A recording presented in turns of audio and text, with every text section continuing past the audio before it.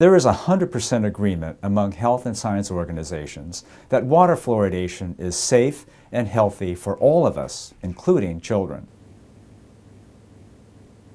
In recent weeks, 2 short videos have been posted online that address the fluoridation debate currently taking place in Portland.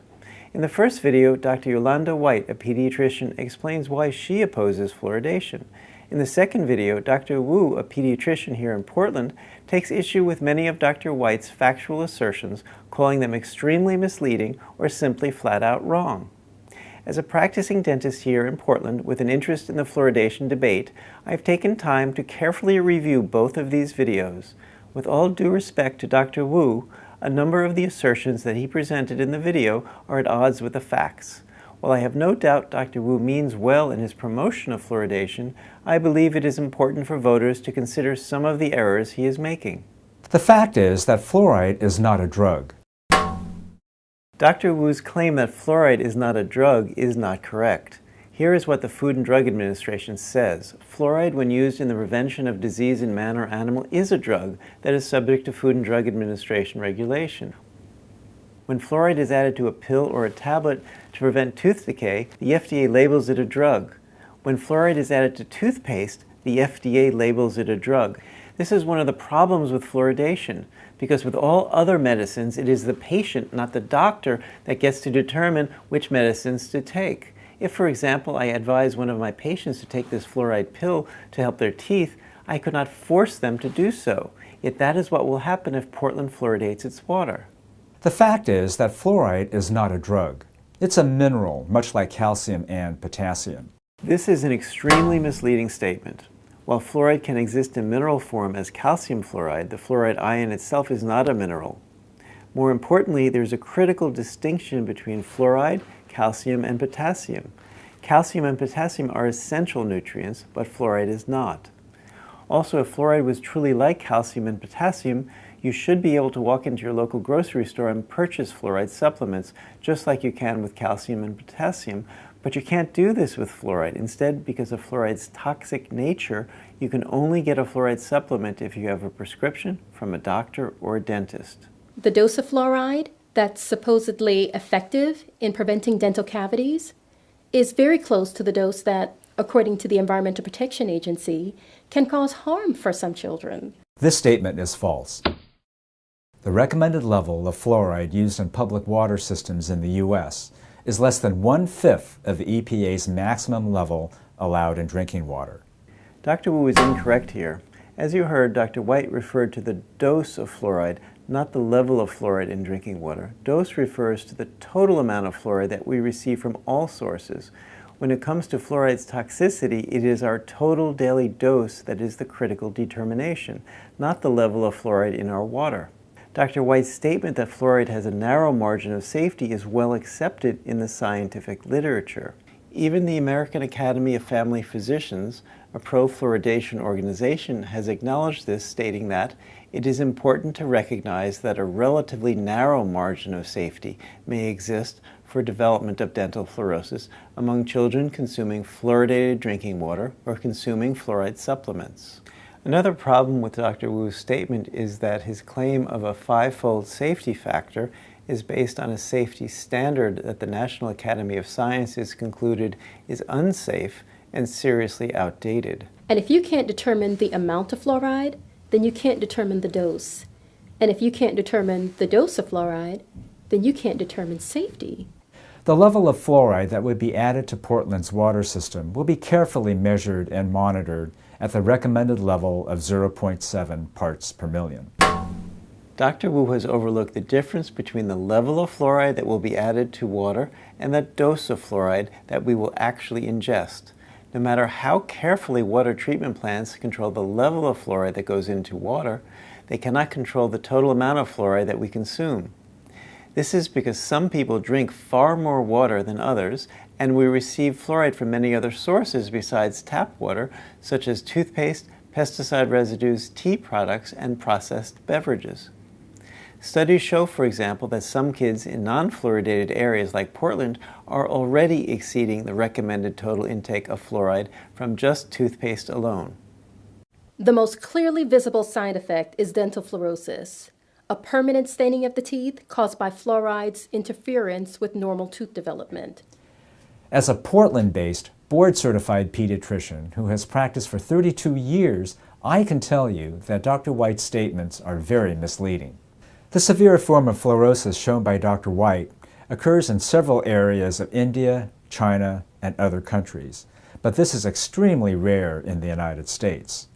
This claim is clearly not correct. Every single photo that Dr. White showed in this portion of the video is a photo of mild fluorosis, not severe fluorosis. In fact, one of these photos was published in a peer-reviewed medical journal as an example of mild fluorosis.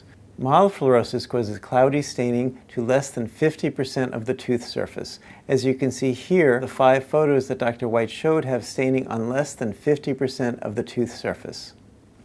I'm surprised that Dr. Wu referred to these teeth as severe fluorosis. This, for example, is a photo of severe dental fluorosis. And here's another example. And another. As you can see, the photos Dr. White showed were not severe fluorosis. The most advanced form of fluorosis she showed, this one here, is moderate fluorosis, not severe. These forms of fluorosis now impact many American children. As Dr. White pointed out, 41% of American teenagers have some form of fluorosis, a percentage 4 times greater than the 10% estimate that Dean, the so-called father of fluoridation, predicted back in 1942. It is therefore incorrect for Dr. Wu to say that these forms of fluorosis are extremely rare in the United States. Children who drink fluoridated water while their permanent teeth are forming have less tooth decay later. Once the teeth are in the mouth, fluoride helps to reverse early signs of decay. This is how children benefit from drinking fluoridated water. Dr. Wu's summary here leaves out an important fact that Portlanders should know before voting. Dr. Wu discusses how fluoride prevents tooth decay, but fails to mention fluoride's alleged benefit comes almost entirely from its topical contact with the teeth, not from ingestion. In other words, fluoride's benefit does not require that you swallow a single drop of it. So one question that Portlanders should be asking is, does it make sense to add a chemical to our water supply that does not need to be swallowed?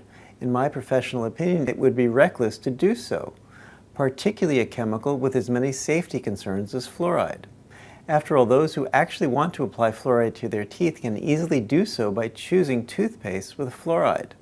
A far better approach to reducing tooth decay is to provide low-income families with toothbrushes, fluoridated toothpaste, and dental floss. Centers for Disease Control, the American Dental Association, the National Research Council, and the Environmental Protection Agency all agree that the 0.7 level is safe and effective for babies, kids, and people of all ages. There is a critical error in Dr. Wu's statement here that parents should be aware of.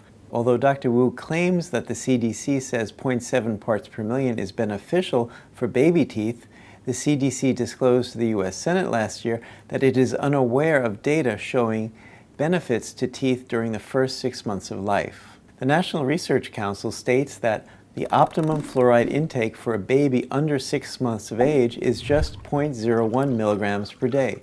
This is about 70 times less fluoride than what formula-fed babies will consume if Portland fluoridates its water.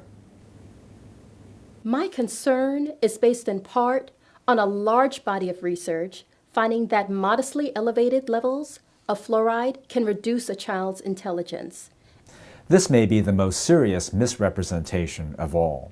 This article, often cited by anti-fluoride activists, reviewed studies from China, Mongolia, and Iran, including water samples in which the natural fluoride levels were 400 to 1,200% higher than the recommended level for fluoridating water in the U.S.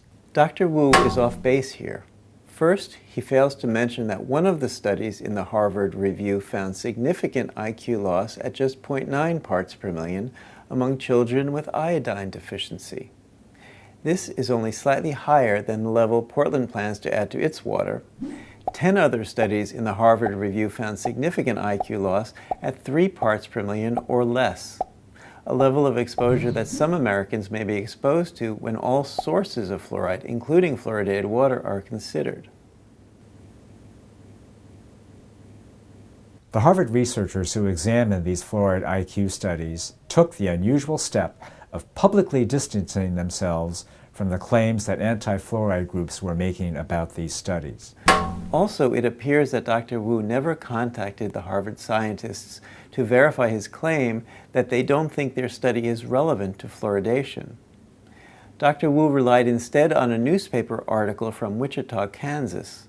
Had Dr. Wu contacted the Harvard scientists themselves, he would have learned that they strongly disagreed with the Wichita paper's assessment. To quote the senior Harvard scientist who wrote the study, to which extent this risk applies to fluoridation in Wichita or Portland or elsewhere is uncertain, but definitely deserves concern. Thousands of studies and over 65 years of experience show that water fluoridation at recommended levels safely strengthens and protects the teeth and bones of children and everyone else in the community. Although Dr. Wu refers to thousands of studies, Portlanders should know that fluoridation's safety and effectiveness has never been proven by a single randomized controlled trial. A randomized controlled trial is the gold standard for medical treatments, and drugs generally won't receive approval by the FDA without having one. In Western Europe, 97% of the population now drinks water without a single drop of fluoride added to it.